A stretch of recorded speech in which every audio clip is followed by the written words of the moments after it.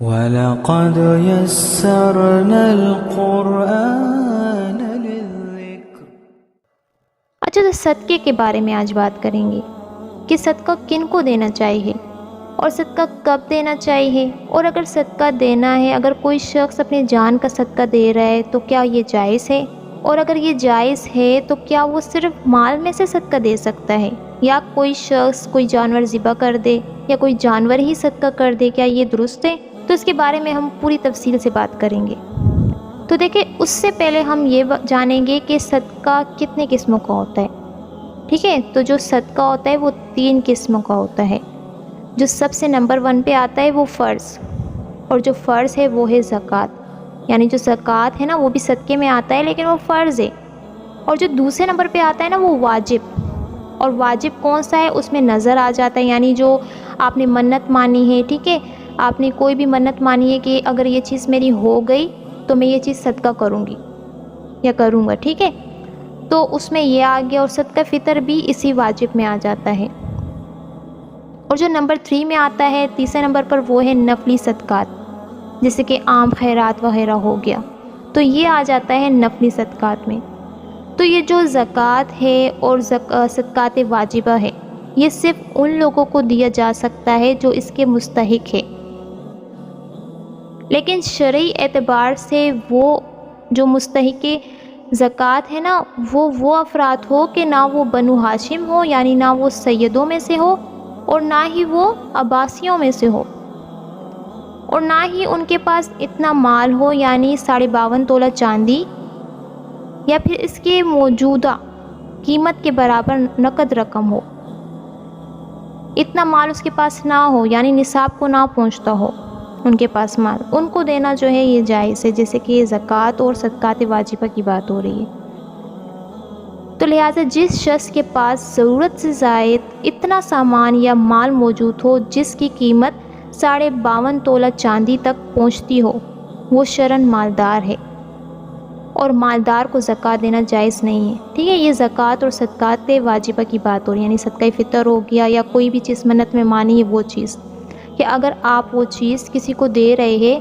تو وہ ان کے پاس اتنا مال نہ ہو کہ وہ نصاب کو پہنچ گیا تو وہ مالدار کی لسٹ میں آ گیا، بلکہ اس کے پاس جو ہے نا مطلب اس سے کم ہو کہ اس کا گزارا بس عام ہو گیا، گزر بسر تھوڑا سا عام روٹین میں ہو گیا، اتنا ہو، آپ اس کو دے سکتے ہو۔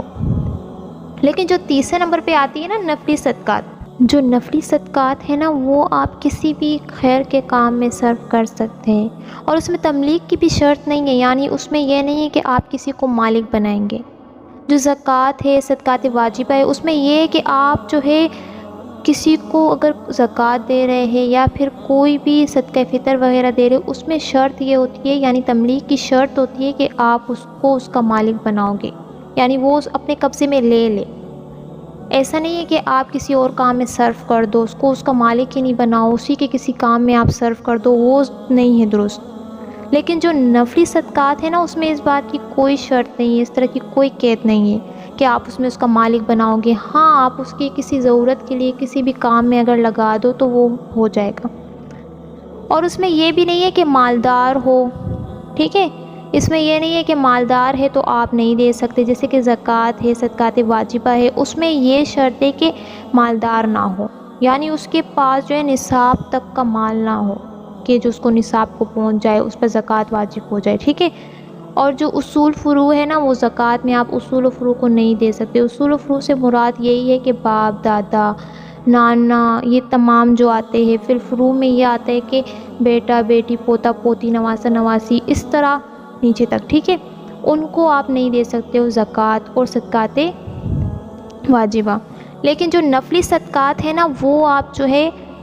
دے سکتے ہو، اصول کو بھی دے سکتے ہو، فروع کو بھی دے سکتے ہو، اور مالدار کو بھی دے سکتے ہو۔ بلکہ نفلی صدقے میں جو افضل ہے نا وہ یہ ہے کہ آدمی اپنے والدین اور قریبی رشتہ داروں پر خرچ کرے،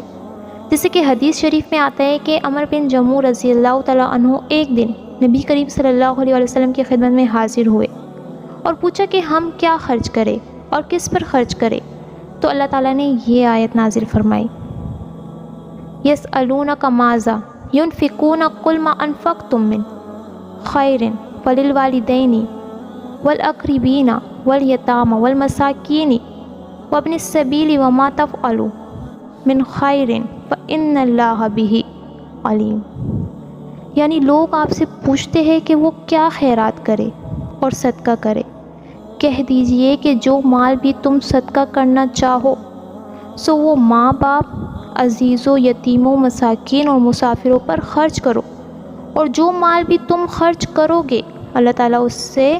ضرور باخبر ہے۔ تو اسی طرح یہ ہے نفلی صدقات کہ آپ جو ہے کسی کو بھی دے سکتے ہو، اس میں کسی بھی چیز کی شرط نہیں ہے۔ اب ہم بات کریں گے یعنی اگر کوئی شخص اپنے جان و مال کا صدقہ نکالتا ہے تو کیا یہ جائز ہے؟ تو جی بالکل یہ جائز ہے، آپ اپنے جان کا صدقہ نکال سکتے ہو، لیکن صدقے میں کوئی خاص چیز نکالنا یا خاص طریقہ اپنانا لازم نہیں ہے۔ زندہ جانور بھی آپ صدقے میں دے سکتے ہو، اس کی قیمت بھی دے سکتے ہو، یا پھر اس کو ذبح کر کے اس کا گوشت فقراء اور مساکین میں بھی تقسیم کر سکتے ہو۔ اس کے علاوہ دوسری جو جائز اور مباح چیزیں ہوتی ہیں نا وہ بھی آپ صدقے میں دے سکتے ہو۔ مطلب یہ ہے کہ صدقے میں بکرا یا دمبا یا گوشت دینا ضروری نہیں ہے۔ اگر کوئی شخص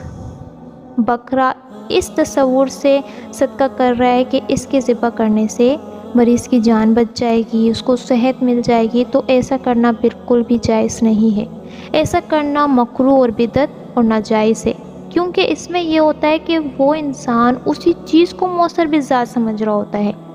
جو کہ بالکل غلط ہے، کیونکہ بیماری کو دور کرنے والا وہ ذات ہے۔ تو اسی لیے ہم ایسا تصور میں لا کر ایسی کوئی چیز ذبح نہیں کر سکتے، لیکن ہاں آپ کا عقیدہ ایسا نہ ہو تو آپ کر سکتے ہو، اور ورنہ ایسا عقیدہ رکھنا غلط ہے اور اس کا گوشت بھی کھانا درست نہیں ہے۔